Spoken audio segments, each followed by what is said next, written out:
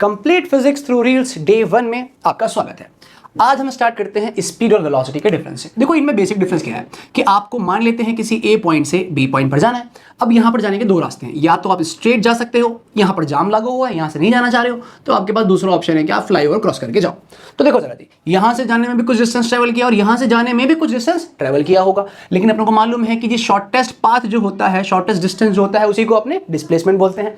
तो इसी तरीके से यहां पर दोनों ही केस में हमने कुछ स्पीड निकाली होगी, लेकिन शॉर्टेस्ट पाथ पर निकाली गई स्पीड ही को वेलोसिटी बोलते हैं। अब आगे बढ़ते हैं। स्पीड की दो कैटेगरी होती है, एवरेज और इंस्टेंटेनियस। सिमिलरली स्ट्रेट पाथ पर अगर मूव करोगे तो वेलोसिटी की भी दो कैटेगरी आएगी, एवरेज और इंस्टेंटेनियस। एवरेज का मतलब क्या है जी कि पूरे पाथ को क्रॉस करने में जो आपने टोटल डिस्टेंस कवर किया उसको डिवाइड करेंगे टोटल टाइम से, वो आपको एवरेज स्पीड देगा। सिमिलरली किसी पर्टिकुलर टाइम पर किसी पर्टिकुलर पोजीशन पर अगर आप स्पीड निकाल रहे हो तो आपका इंस्टेंटेनियस स्पीड कहलाएगा। एवरेज का formula total distance upon total time represent करते हैं एस बार से। इंस्टेंटेनियस का फॉर्मूला dx/dt।